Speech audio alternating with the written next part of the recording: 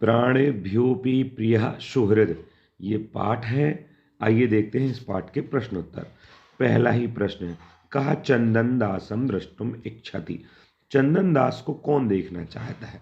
तो वो चाणक्य देखना चाहते हैं, तो कहा चाणक्य।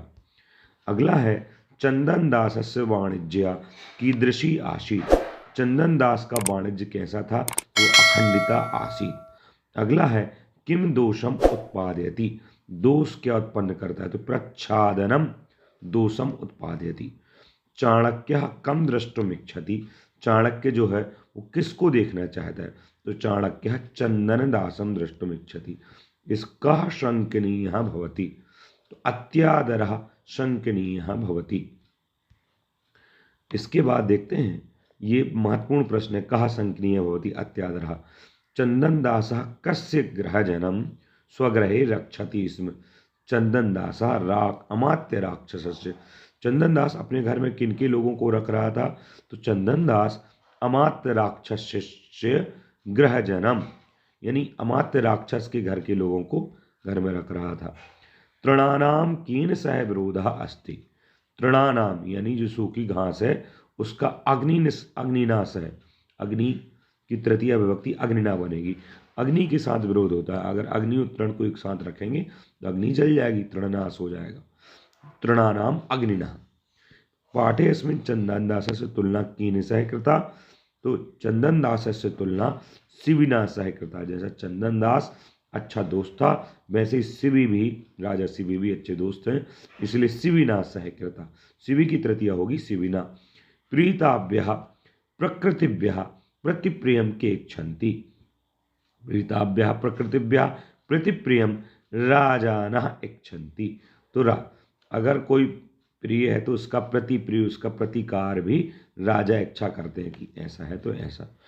इसके बाद कस्य प्रसादेन, यानी किसके प्रसाद से चंदन दासस्य वाणिज्य अखंडितः। तो आर्यस्य चाणक्यस्य प्रसादेन, यानी चाणक्यस्य प्रसादेन, सीधी बात, चाणक्य के प्रसाद से चंदन दास का वाणिज्य व्यापार अखंडित है। इसके बाद आपको प्रश्न निर्माण करना है। स्थूलाक्षर पदानि आधत्य प्रश्न निर्माण करना है। तो क्या दे रहे हैं? शिविना, यहाँ पर अंडरलाइन है जिसमें तृतीय विभक्ति, तो बस कुछ नहीं करना है। किम के रूप की तृतीय विभक्ति केन लिख दो, हो गया काम। प्राणभ्यु प्रिय सुहृद, यहाँ पर सुहृद अंडरलाइन है, प्रथमा विभक्ति है। कहा लिख के प्रश्नवाचक चिन्ह, उत्तर हो गया। इसके बाद देखा हमने आर्य से अंडरलाइन है, रेखांकित है, तो इसमें षष्ठी विभक्ति है। षष्ठी विभक्ति का कस्य लिखा, बात खत्म। फिर राजाना प्रथमा विभक्ति बहुवचन है, तो किम का प्रथम विभक्ति बहुवचन के। तृणानाम में षष्ठी विभक्ति बहुवचन है, किम का षष्ठी विभक्ति पुल्लिंग का केशाम, है ना। इसके बाद आपको जैसा बात कहा वैसा उत्तर देना है।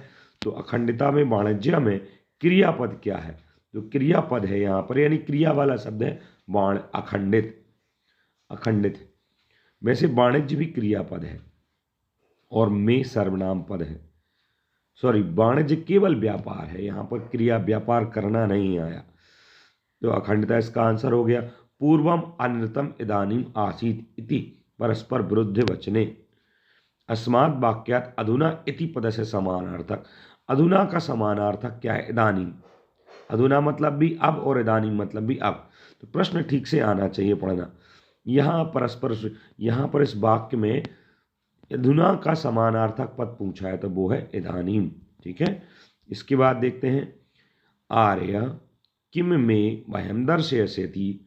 इस लाइन में आर्य संबोधन पद किसके लिए आया? ये आर्य शब्द किसके लिए है?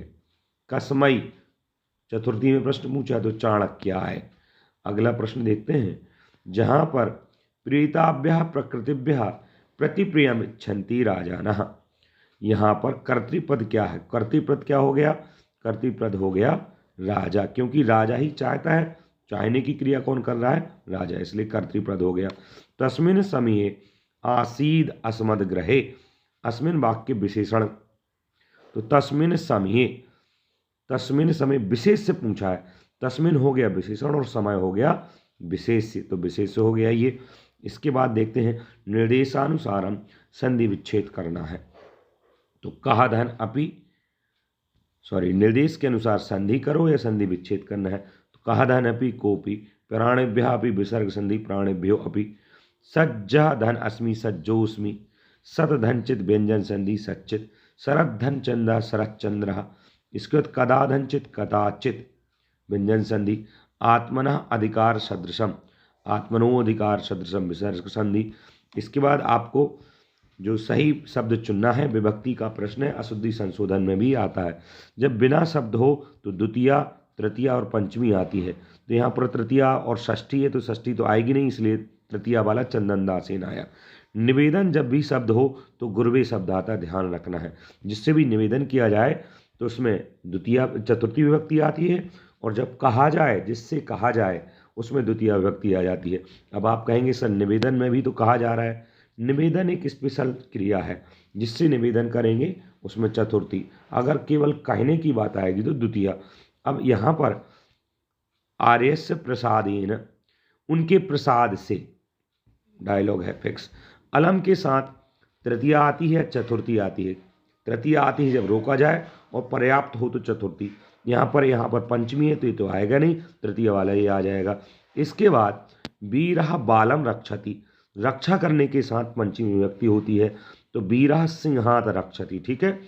छात्रः प्रश्नम पृच्छति, जिससे पूछा जा रहा है उसमें द्वितीय विभक्ति होती है, इसलिए आचार्यम यहाँ आंसर रहेगा। भीतः मम भ्राता सोपानम अपतत, यहाँ पर भीतः, भीत यानी भय, और रक्षा, इन दोनों में पंचमी विभक्ति होती है, जिससे हम डरते हैं और जिससे रक्षा की जाती है, तो यहाँ कुक्कुरात हो जाएगा। इसके बाद देखते हैं यहाँ पर आपको विलोम पद चुनना है। तो देखो, अनादर का विलोम हो जाएगा आदर, दोष का हो जाएगा गुण, पूर्वम का पश्चात, सत्यम का असत्यम, और इदानीम का तदानीम, और अत्र का ही हो जाएगा तत्र। इस प्रकार से आपने विलोम शब्द भी देखे। अब आपको यहाँ पर क्या बताना है, उदाहरण में अनुसृत्य अधोलिख पदानि प्रयोज्य पंच वाक्य, यानी 5 वाक्यों का प्रयोग करना है। तो आप कर लीजिए उपसृत्य यानी समीप में बैठकर। तो कोई भी कह सकते हैं, जैसे भक्तः भक्तः भगवंतम समीप उपसृत्य, या भक्तः गुरुम उपसृत्य कथयति, भक्त जो है गुरु के समीप बैठकर कहता है। प्रविश्य शिक्षकः कक्षाम प्रविश्य पाठयति, कुछ भी वाक्य बना दीजिए।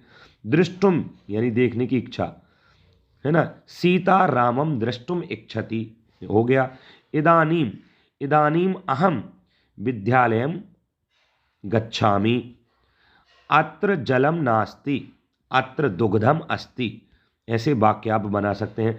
तो आशा है आपको समझ में आएगा। इस चैनल को सब्सक्राइब करें।